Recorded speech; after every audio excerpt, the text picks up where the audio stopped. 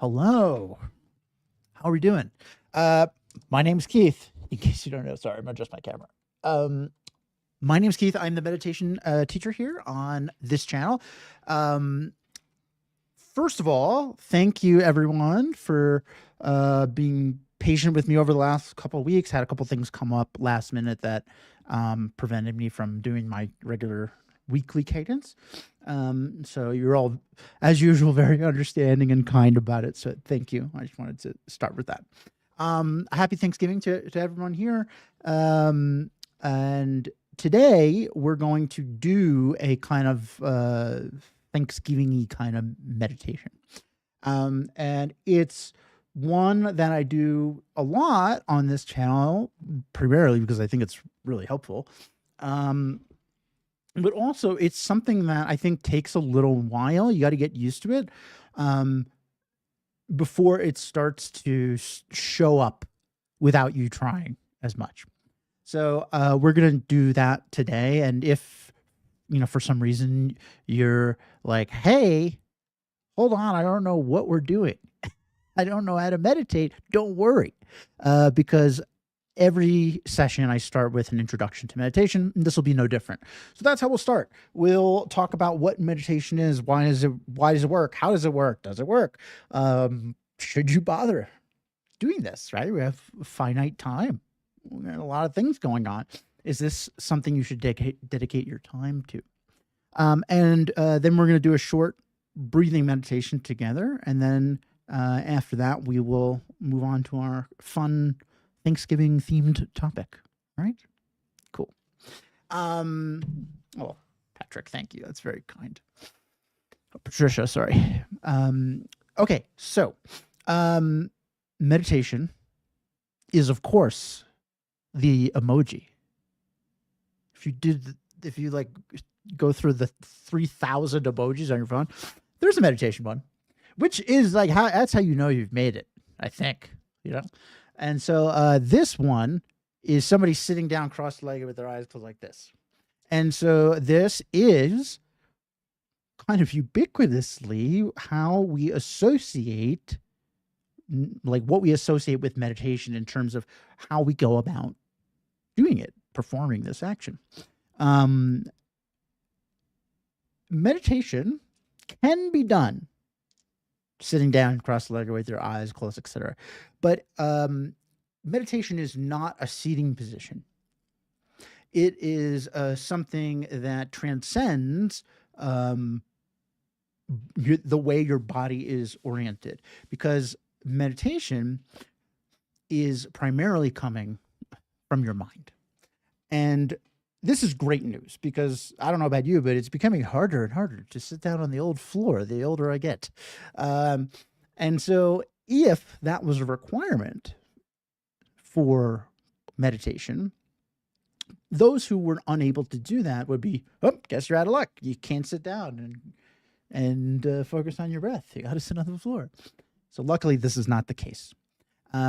So here, I like to put forth the definition of thinking about meditation as a technique that you can make use of to start to become familiar with something that you want to become familiar with. And why would you want to become familiar with something? We can look at some maybe physical familiarities we have to see what is the result of becoming really familiar with something, right? So we got Thanksgiving coming up. Maybe many of you cook. It's quite an undertaking, right? And I remember when I was a younger kid, like seeing my mom do the whole turkey thing, and there were like so many different steps to it, and like I would, how did she know how to do this? Because I didn't know. And she could like basically cook Thanksgiving dinner while, thinking about other stuff and talking to me. Me, on the other hand, would have to focus so much, right? This is because for my mom, cooking had become something that was really like ingrained in her, right? She's really familiar with the processes of cooking. And this was not always the case, right? She was not born, roasting a turkey or whatever. Right? This is something that she learned. And over time, she became so familiar with the process of cooking Thanksgiving dinner that the kind of like methods that you would need to do it started to just come really natural to her, to the point of like, sometimes you ask like, oh, how do you make this? She goes, I don't know. Right? Like, oh, I don't know. I just do it. Like, that's because she's so familiar with this process of cooking, right? Anything in your life, everything in your life is based in some sort of familiarity. Like, whether or not you've never done something or you've done something often, right?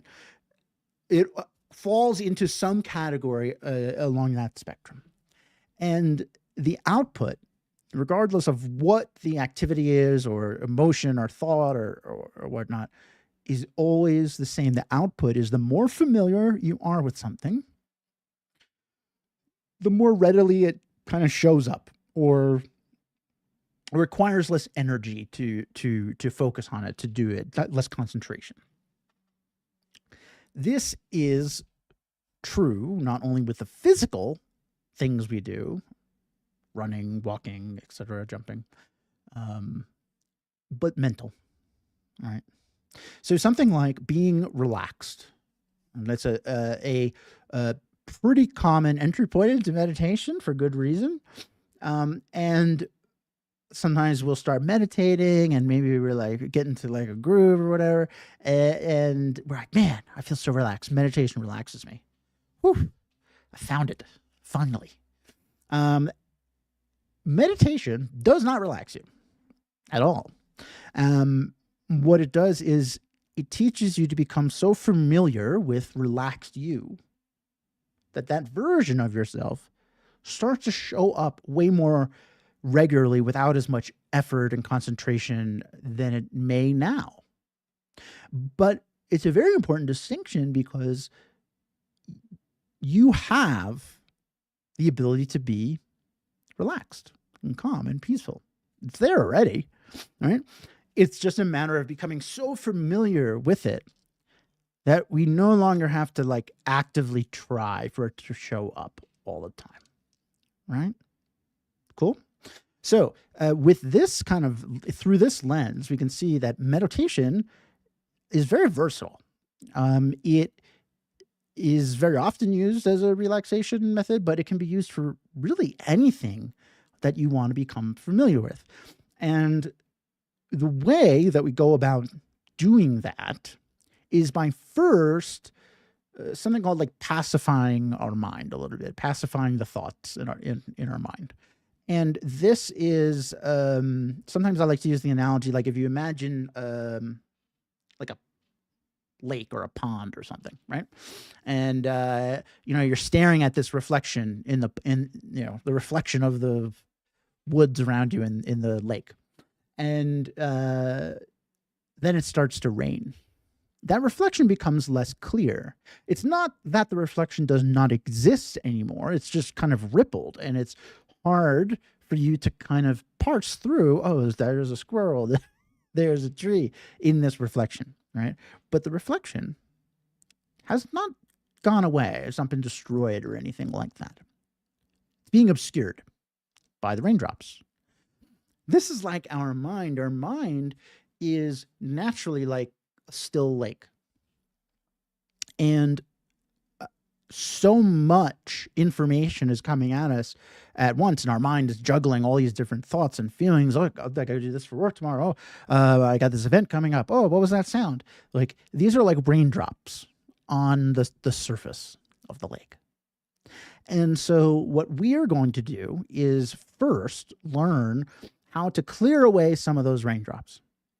Because what we want to do is look at the reflection to kind of look at the reflection with clarity, right? We want to look at the reflection, but we want to look at the reflection when it's clear, because when it's obscured, it's a lot harder to enjoy it, right? To find value in it.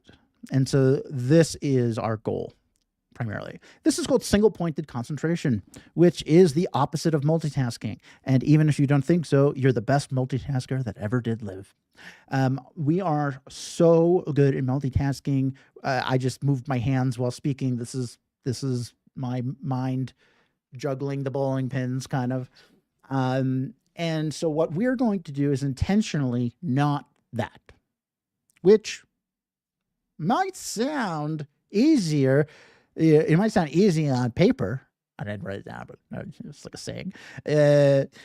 But when our mind is so used to doing the opposite, it's really kind of wild how difficult it might be to kind of be like, hey, mind, we're doing the single pointed focus thing. And this is it's just like anything else in your life. This is a practice. It takes time to normalize this, to become familiar with this. That way your mind will eventually be like, oh, you want to focus on one thing? Cool. So we're going to do a little single pointed concentration now. And the idea here is to concentrate so exclusively on one thing that all of the other things start to kind of like fade into the background. Right? They don't disappear.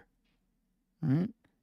They might still be there. Sometimes I use the example of like if you're in the zone or something, flow state they call it.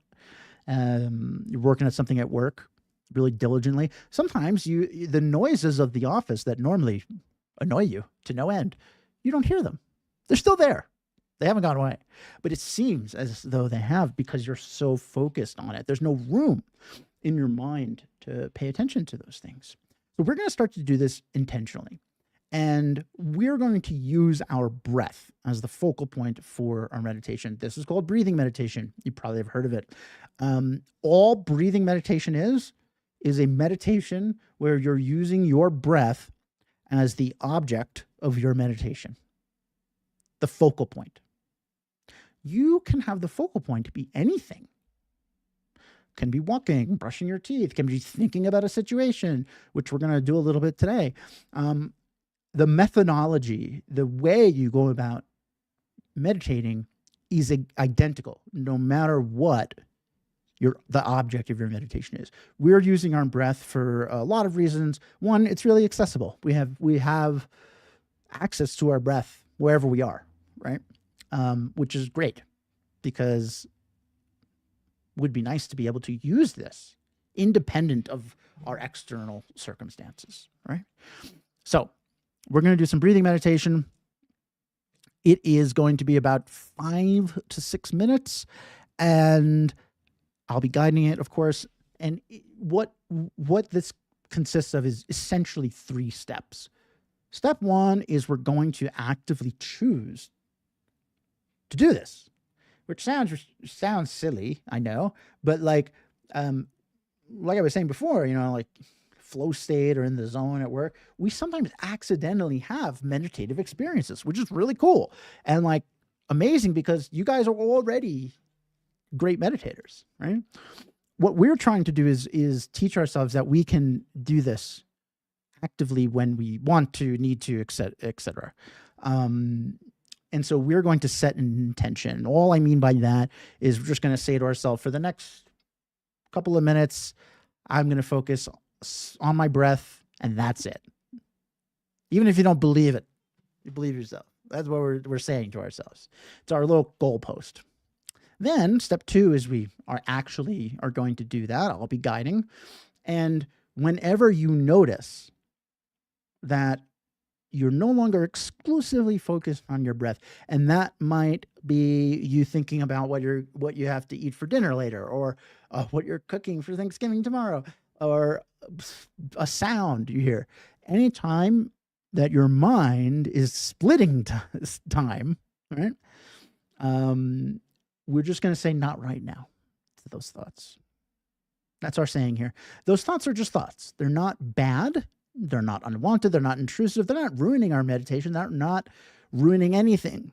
They're just thoughts, just not now. And then the third step in all this is, once we not now those thoughts, we're going to bring our attention back to our breath. That's it. Choose to focus single pointedly on your breath. Notice when you are no longer doing so, bring your attention back to breathing. That's it. All right. So let's do some breathing meditation here together. You'll notice I'm not sitting on the floor. I'm in a chair. It does not, in my opinion, matter where you sit. If you had a long day, you want to lay down, go for it. Do whatever. Just make sure you're relatively comfortable. You're not like actively uncomfortable to the best of your ability. Okay. Go ahead and close your eyes. That helps a lot with visual distractions. And we're going to do a short breathing meditation together. Okay.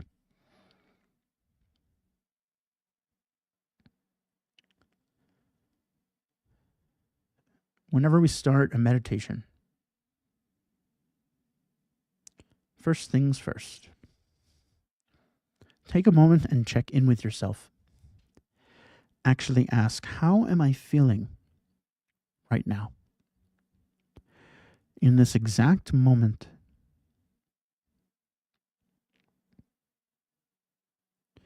maybe you're feeling happy or energetic.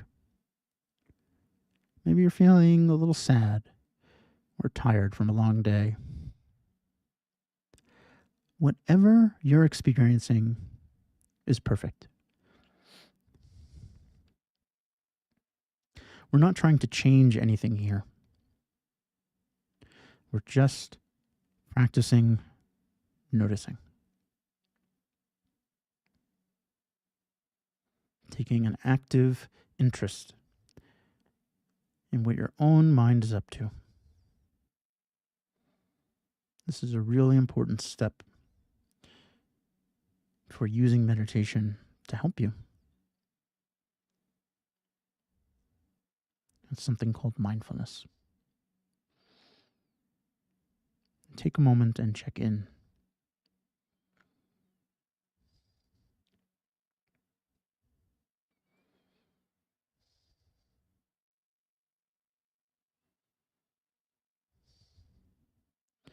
Having done that, we can now set an intention for this meditation.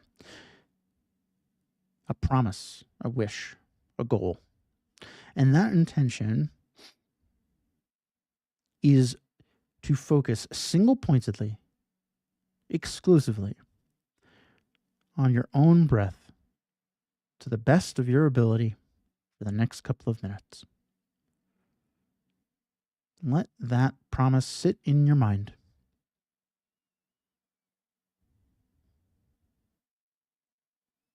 This is your only task right now. All other things, all other thoughts and worries, they can wait. For the next few moments, it's just you and your breath.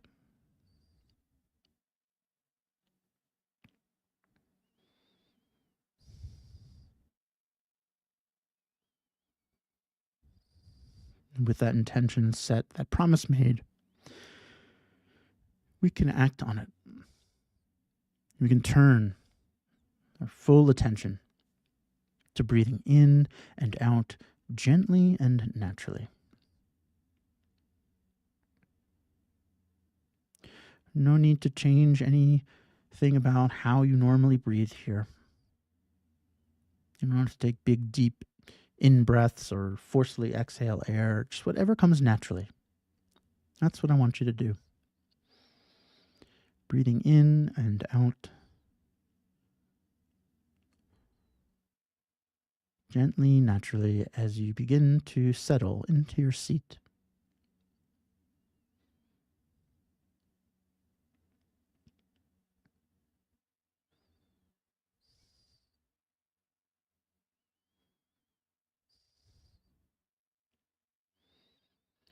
At some point during this process, You will undoubtedly notice that your mind is no longer exclusively focused on your breath.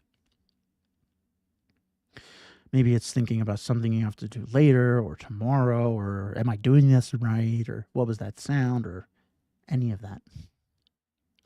Whenever you notice that your mind is starting to drift in this way, we can just say not right now to those other thoughts. We'll get to them later. Actually imagine yourself picking up those thoughts, placing them beside you.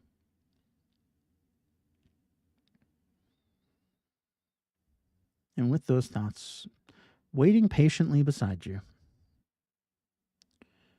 actively turn your full focus back to breathing in and out gently, naturally.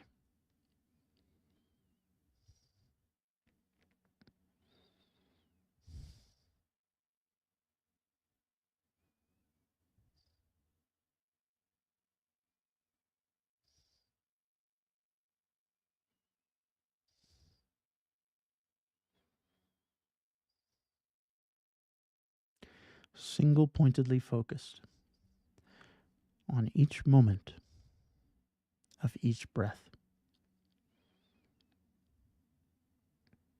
When we start to really plug in to our breathing, start to embody that single pointed focus on it, something interesting happens. We start to notice some subtleties about breathing. Subtleties that have always been there,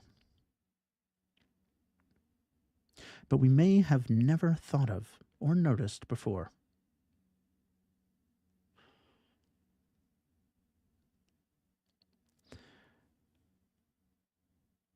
As you're single pointedly focused on your own breath,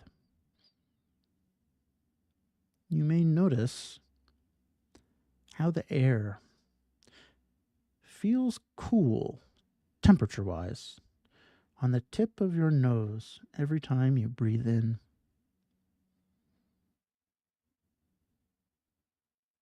How interesting.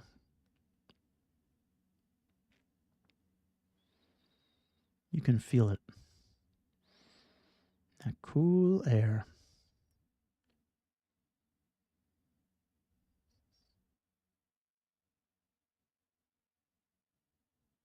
What about when you breathe outward? Well, the air is a bit warmer, isn't it? Such a stark temperature change so quickly. How interesting.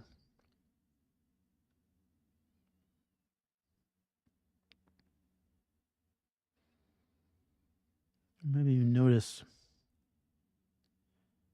your body participating in your breath, your shoulders rising as you breathe in and falling gently as you breathe out.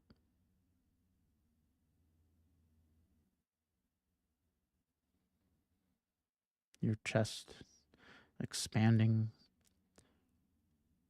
when you're breathing in to make room for the air, and contracting to gently push it back into the atmosphere.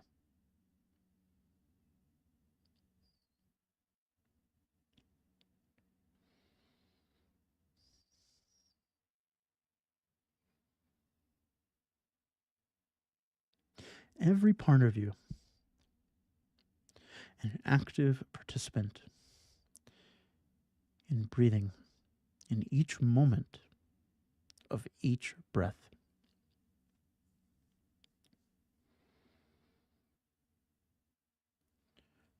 When we do this, focus single pointedly on things, whatever that thing is that we're focusing on, we may notice these subtleties, subtle joys, subtle interests, things waiting for us to be discovered, to enjoy, to experience. Right now, you're learning to enjoy and find interest in focusing on your breath. I wonder what other subtle joys can lie hidden each and every day.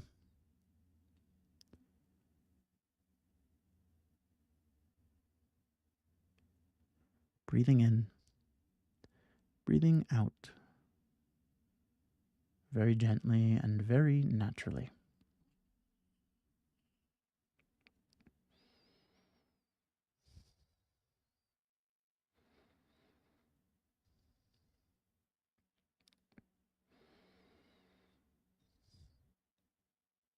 Keep bringing your attention back to your breath whenever you need to. Doesn't matter how many times you need to do this. You are meditating right now. You are meditating perfectly. You're training your mind to focus on what you want to focus on. And right now, that thing that you want to focus on is breathing in and out gently, naturally.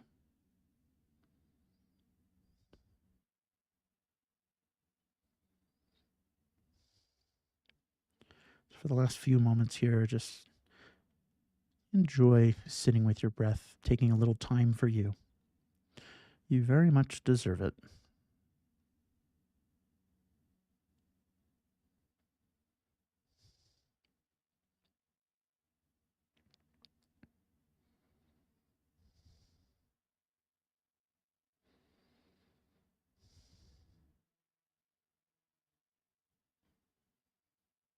Okay. Whenever you're ready, you can open your eyes.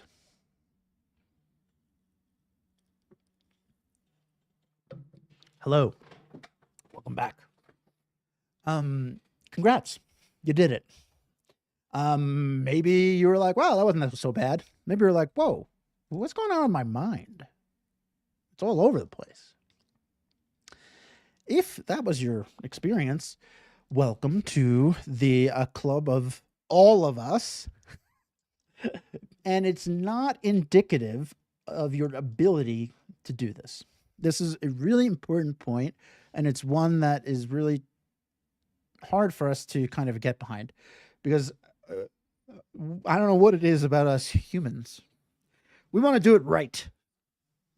We want to do it right when we do something. And so this presumably follows that cadence, but there is no right. The only requirement for you to meditate in the most perfect manner possible is you choose to focus single pointedly on something, you notice when you're not, and you bring your attention back.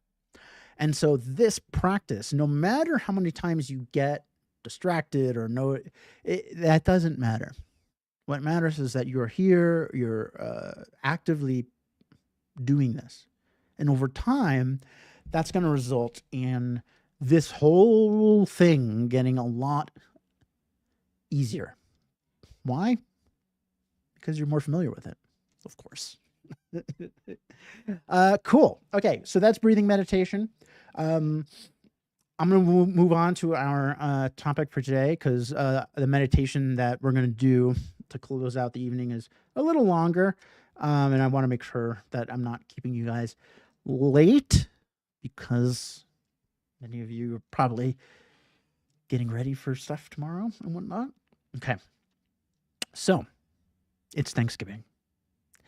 And each Thanksgiving each year, I like to do a class focused on something about this holiday, like the concept of it, essentially.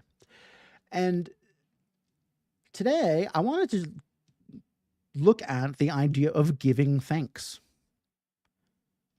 It's a phrase that we use pretty infrequently. It's only really used here at Thanksgiving, right? Thanksgiving, giving thanks, right? What does it mean to give thanks? There's two words in there.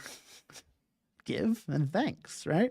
And so give is implying like not only active, but like offering something, like a gift or something. Like giving is a really interesting word to use when we're talking about giving thanks, right? And at the surface level, like we could think, oh, well, giving thanks is me saying thank you, right? But that's saying. What's giving? Right? And so we have this word giving over here, and then we have this word thanks. And thanks is when do we say it? And mean it. Not like thanks. Right? We say thanks, thank you, when we notice a kindness. Someone holding a door for us. Thanks. Yeah, maybe it's become so ingrained in us that we're not like, thank you very much. But that's like kind of ubiquitously how we think about this word, thank you, right? And recognizing kindness is a direct definition of gratitude. And more than that, it is essentially recognizing the importance of something, the value that it has on your life, the impact it has on your life. Thank you for holding that door for me. Then now I don't have to. Right? And so these two words, giving and thanks, we can look at them kind of individually and then bring them together into something that is actually really quite beautiful. Right? So I think let's look at thanks first, because I think it's sometimes a little easier. Right? When we're sitting around the old Thanksgiving table, if that's a tradition you partake in, it's not unheard of to do this activity where you go around the table and you say things you're thankful for. I'm thankful for my job. I don't know what somebody would say, right? Sometimes these things are things like job, or even like something more abstract like our health, our house. All of those things, they come from other people, right? Somebody built your house. There's doctors and researchers that spend tireless hours investigating things for your health. So all of these things that we're thankful for, they're actually people. And when we are sitting around the Thanksgiving table and saying what we're thankful for, sometimes we just straight up say people, right? I'm thankful for my best friend. And the reason that comes to mind, being thankful for your best friend, is because your best friend is someone who you recognize as being important in the kind of narrative of your life. What about the grocery store clerk? Jerry. I don't know. Jerry doesn't get mentioned a lot around the Thanksgiving table, right? Because we don't feel as though Jerry, the grocery store clerk, is as critically important to our life as maybe best friend, right? And so it's harder for us to kind of develop this thankfulness for them, because thankfulness, at least when we're starting to think about it here, is the recognition of importance, of kindness, of something that is important to you. And so when we are giving thanks, the thanks part is really gratitude. And so it hits on this really important aspect of gratitude, where it's not only the recognition of the importance of someone, something, etc. And it's not only the recognition of kindness, but it's the recognition of those things and then the wish to repay it. An active wish, which we may know as compassion, which comes naturally for us if we're thinking about best friend, for example. Your best friend, gives you a gift, right? And you're like, that's so nice. What happens? We want to repay that kindness with kindness, get them a gift, or tell them how much that means to us, right? If random person on the street comes and goes, here, I have this present. We're like, what is that? Not taking that. What is strange object, right? And so the scale of natural compassion ebbs and flows depending on how important we feel this person is to us. And with that framework for thanks, for gratitude,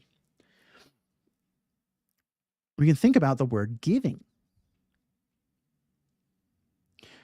When you think of the word giving, what comes to mind? Most commonly, giving what I'll call resources. That can be anything. Money, a gift, knowledge,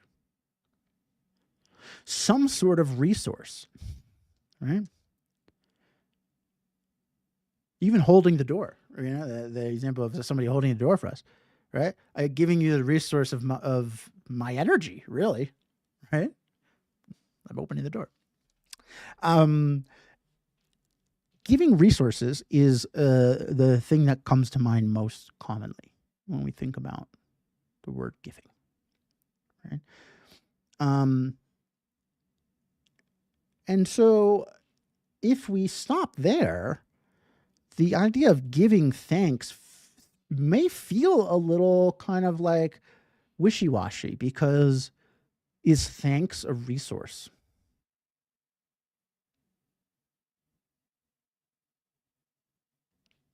I don't know. You could argue that it is. You probably could argue that it isn't. But the fact that we're like, I don't know, it's not something that we're like, oh yeah, of course, that's a resource. And so are there other ways to give? Let's go back to the example of someone holding the door.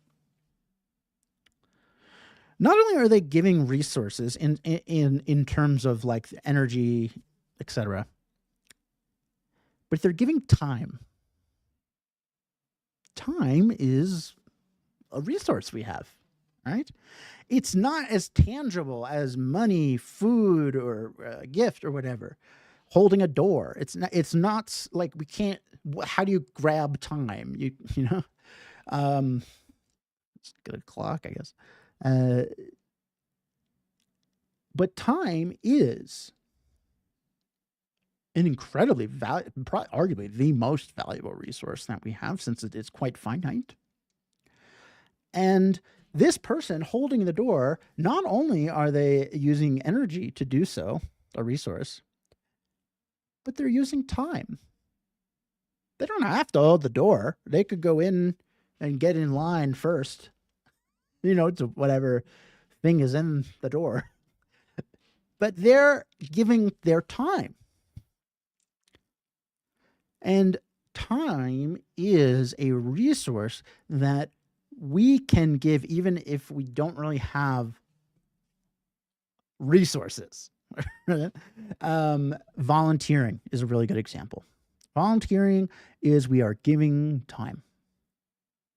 Yes, we are using our body to expend energy as a resource, but essentially we are saying I'm giving this time to other people as a means of thanks.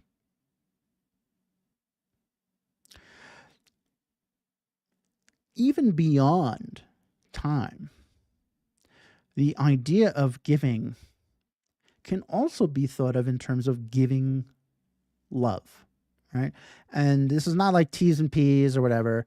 It's giving love is, I view it as a like active desire to do things, to work on your mind, to think critically about things for the purpose of being able to be more available, to be thankful for others, to be able to recognize those things easier.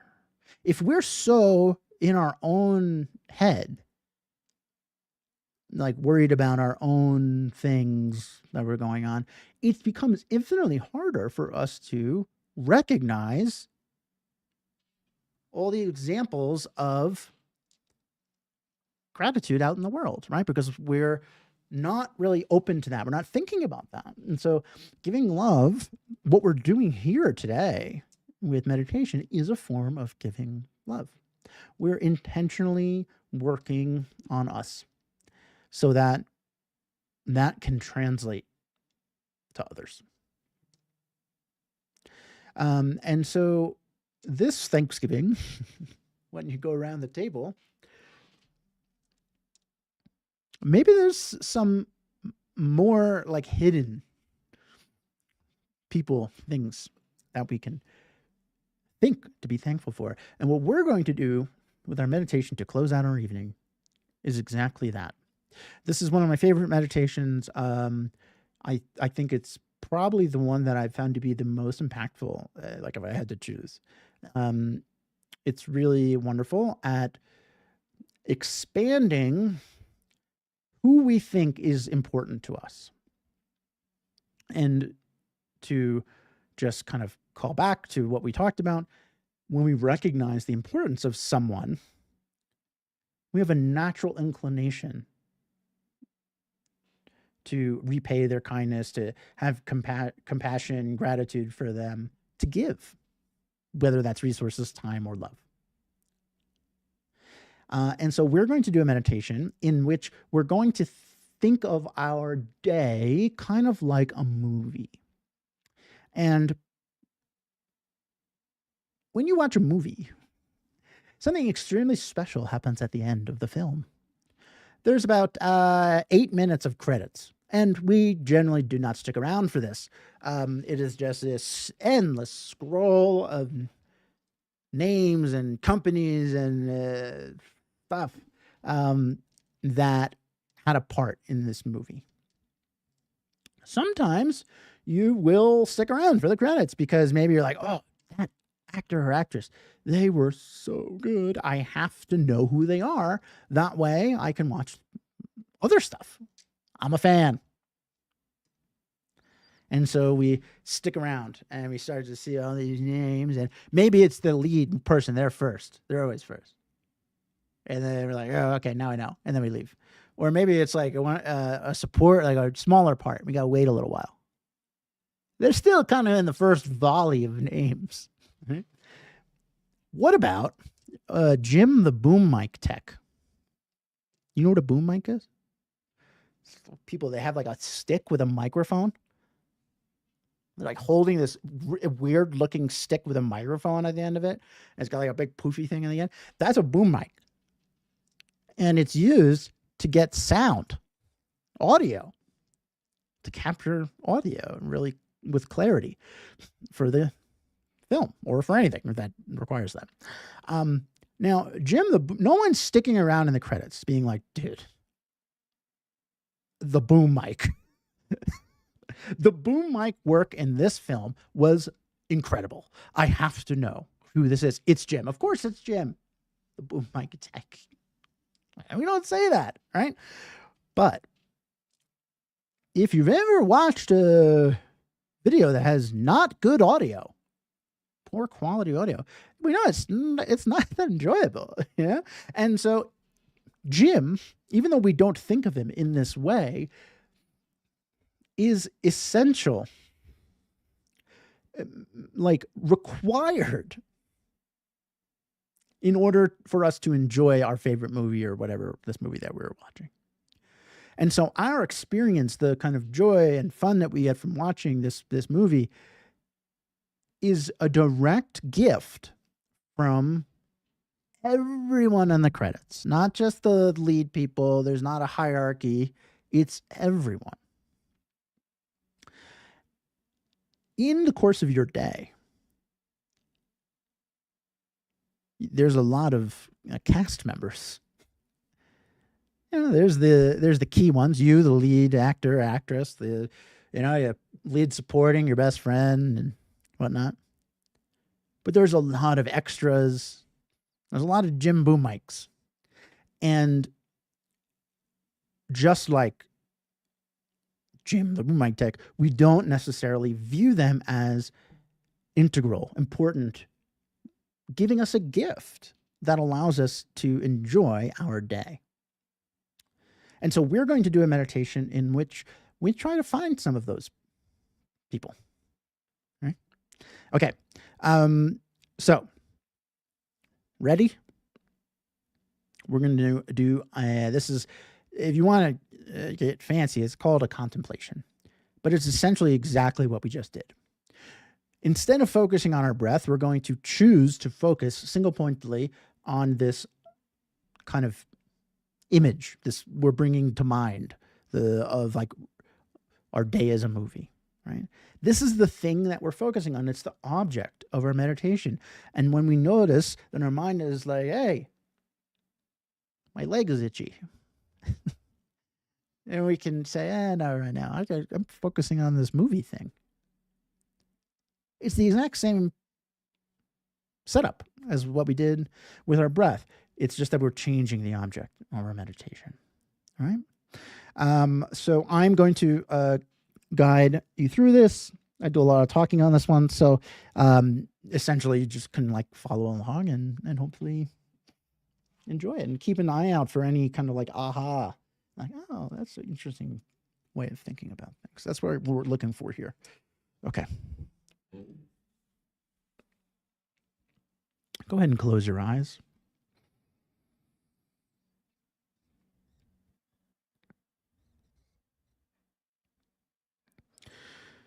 Take a moment and check in.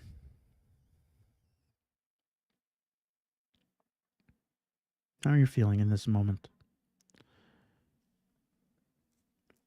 Just now. I'm not comparing it to before.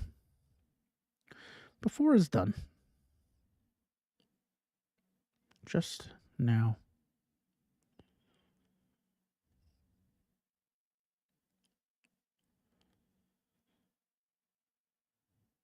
Whatever you notice is perfect.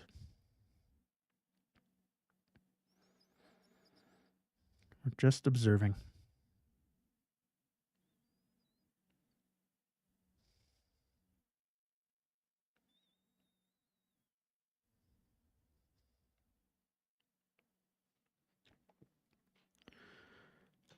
And having checked in, we can once again set an intention. Only this time, our intention, the promise we're making to ourselves, is to focus single-pointedly on this activity of recognizing the importance of others.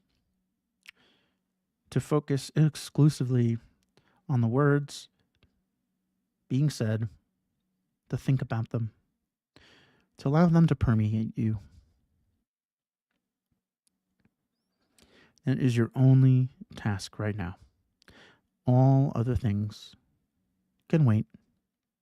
We'll get to them later.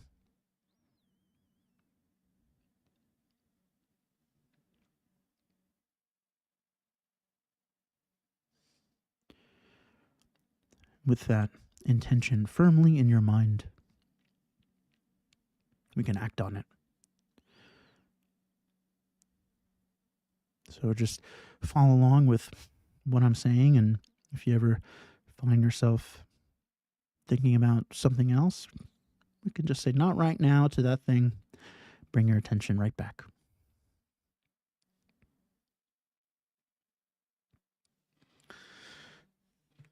This morning, you woke up and were presumably in a bed of sorts.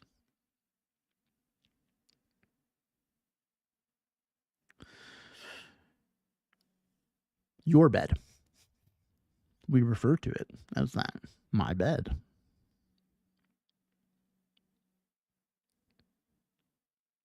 Who made that bed? Was it you?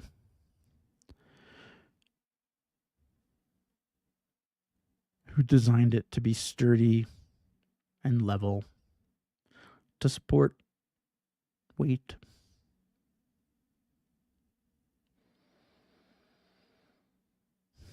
Who designed the mattress and contours to your body? Other people.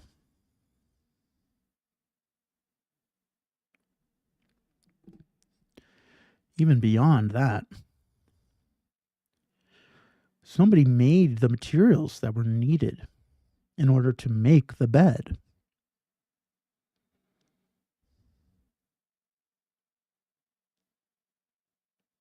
Those materials were gathered, refined, distributed, made available by other people.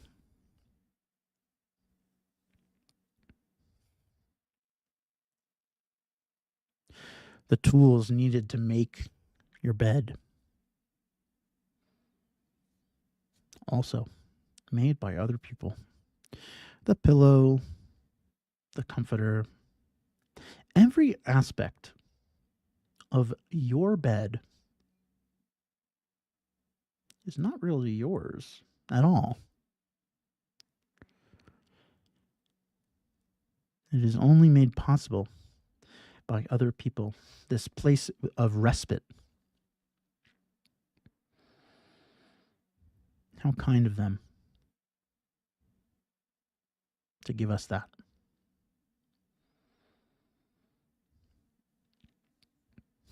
After we got up, maybe we went and took a shower. Who ran all of that plumbing to get clean water to you?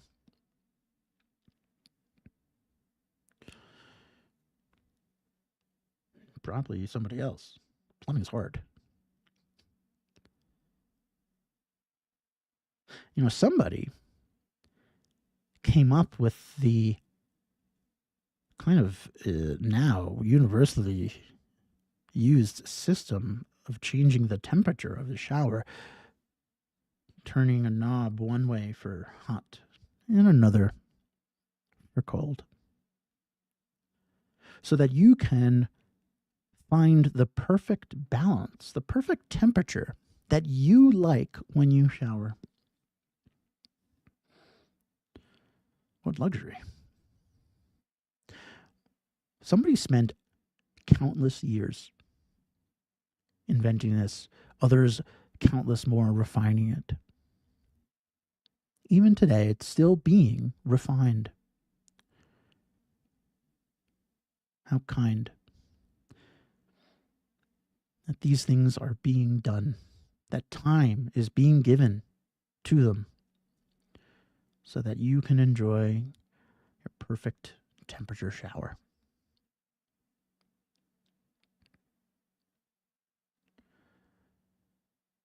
Maybe then it's time for breakfast. Perhaps we grab a piece of fruit. How many people were integral to putting that piece of fruit in your hand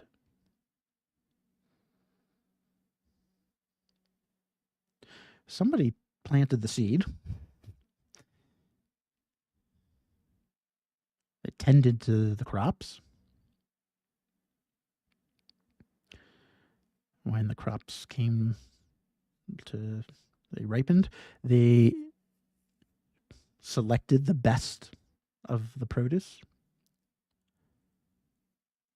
and then that was packaged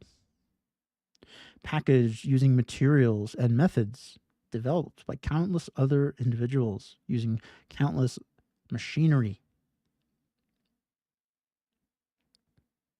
And then that fruit packaged up. Maybe it was placed on a truck driven by somebody long, long ways away, spending many days away from their family and friends and hobbies. Also, they can drive this fruit to a grocery store near you, a grocery store that is painstakingly organized. So you can walk in, find that piece of fruit, and go about your day. The amount of people involved, whether they were growing the crop, delivering it, packaging it, working at the grocery store, painting the lines in the parking lot so there's ample space for you to park in the like it's all there's so many people involved in this one little thing, one bite of a piece of fruit.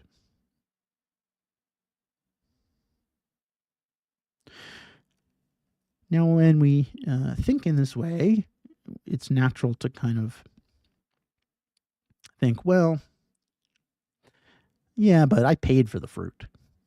I paid for my bed, my house, and I have a water bill. I pay for it with my money. Where'd you get that money? Maybe your job? A job that hired you over countless other people?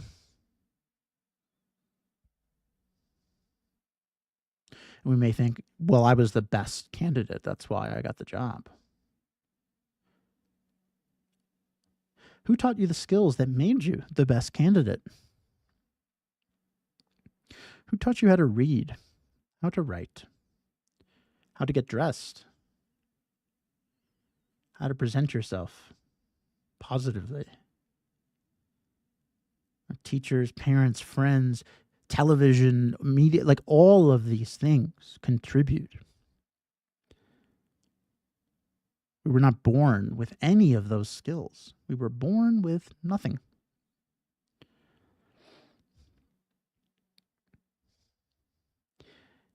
If we were to give back everything that somebody else had a role in giving us, we would have nothing at all. Even our body, made possible by other people.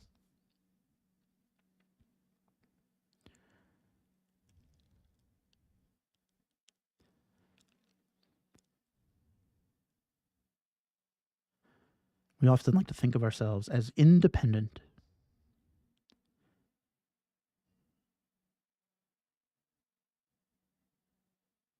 But really, we're all interdependent. We need each other.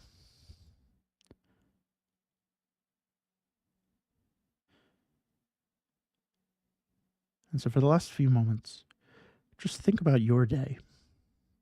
Pick out a moment in it. See if you can find anyone way down the credits list and give them thanks.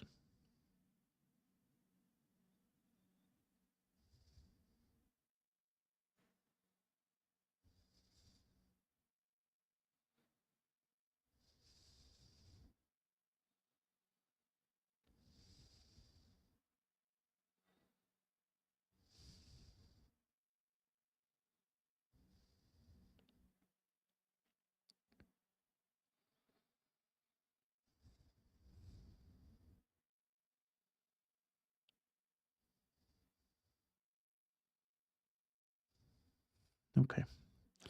And whenever you're ready, you can open your eyes.